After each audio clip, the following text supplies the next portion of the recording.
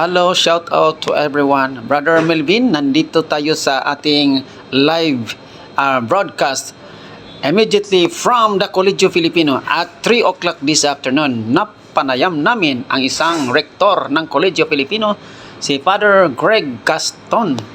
Brother Melvin, ano nga yung tinanong mo kay Father Gaston kanina? Maraming salamat sa pagkakataon na ito. No? Nabigyan tayo ng maganda, so it is enlightening na mga idea about this sa atin.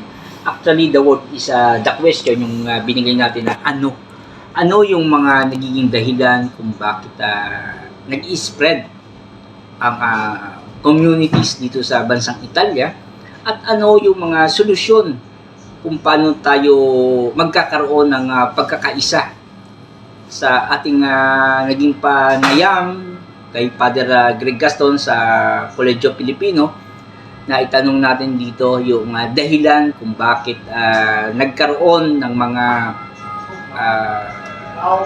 spreading o lumaganap ang pananampalataya ng migranteng Pilipino rito sa Italia. So, nasagot at sinagot tayo kung paano ito binigyan ng magandang solusyon ng ating rektor na si Father Greg Gaston.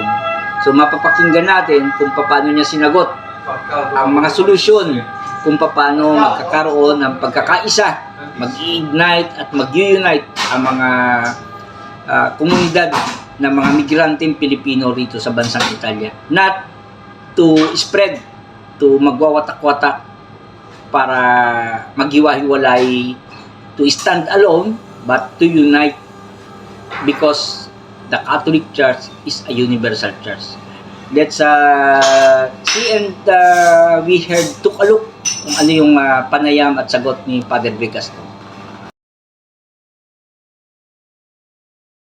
Na sana yung mga Pilipino maging misyonero tayo, tulungan natin yung simbahan ng Italia na papatay-patay, humihina na, konti yung sumisimba. Yung mga kabataan din ako sumusimba masyado.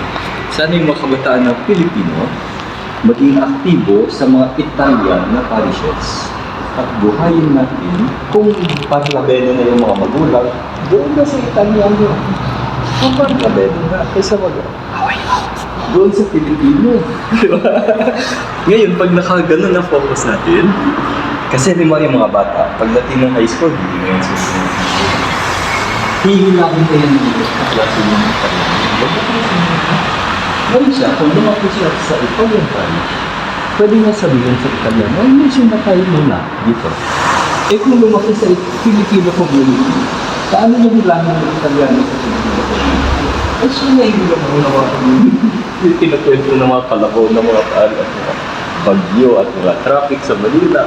Hindi nila brought out, di ba, sa Pilipinas. 5 oras sa Manila, pag ulit na ito, ang saya-saya. Gis na siya, di ba? Kaya dito walang out. Pag-isipan niyo talaga yun, ha? So alam niyo po, this is the big mission of the Filipino Catholic Integration. integration. Kasi yan yung gawin mission ng Dabarian, yan ang pinakamaganda. Not only the Filipino community. Buhayin natin yung Italian. May trabaho ka, brother. May trabaho kayo. Buhayin ng Italian parish. Kung taga saan, maganda pa rin may meeting yung mga Pilipino. Para doon, to unite. Kaso, lahat yan, pagdala, buhayin. Kung pwede, ewan ko, baka kahit halimbawa, once a month, may meeting yung mga Pilipino. Every week, doon ka. Kung taga saan, saan parokya mo, doon ka. Maging supporting to others. Supporting. At maging aktibo ka, kung magaling ka naman mag-Italian, ikaw mag-volunteer, mag-lecture ka dyan. No? Kung magaling ka kumanta, kahit hindi ka parlabene, babasahin mo lang naman yung Italiano doon. Kung maganda boses mo, basta choir ka. Hindi Filipino choir. Yung Italian choir ng parokya, kasama may isang Filipino, 2. Ibig sabihin, tinutulungan nila. At kung may activity, may Caritas yung parokya, sakti yan. Mamigay sa mga pulubi. as parishioner, as normal parishioner ka. Hindi ka lagi as migrant, as Filipino, as lagi kasi hinahal, migrantes kayo, o dyan kayo, migrants kayo. Dito yung mga parishioner. Isip lang pala natin yan. Alam niyo, Padre, Iniisip natin yan. alam niyo, Padre Greg, ito yung papasok ko sa pangalawa kong tanong. Kasi this is a mission of the Catholic Filipino faith, ano? So, I think this is a cross. Sabi ko, kasi maaari na Yan ba sa Father? Hindi. Hindi yan lang.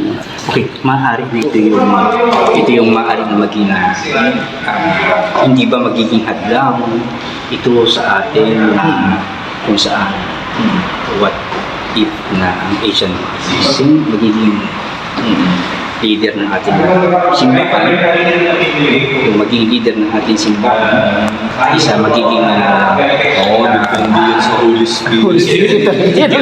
Pinulong ko narinig ba? Holy Spirit talaga yan. Holy Spirit talaga yan. Walang politika kasi dito. Yung unang tanong, Walang politika. pag-isipan mo. Oh, yun. Maganda. Kung paano natin matulungan ang simbahan sa Italia. Hindi yun. Only the one part. Hindi yung lagi lang tayo sa Pilipino. Ano na natin, masaya na tayo dyan. I-share naman natin sa Yun iba. yung sa Father. Ay, Father Marvin! Okay lang, May Father. Zoom pa ako alas 3. Yan, Father Marvin. Saglit. Okay, Father Marvin. yan. Kami kasama kami dito. Okay. Ayan. Yan, sa Economus Collegio, Vice Rector din. Okay. Ayan, si Jesus. Ano ba si Jesus? Okay. Okay, thank you. Okay. Salamat. Salamat. Okay, yan.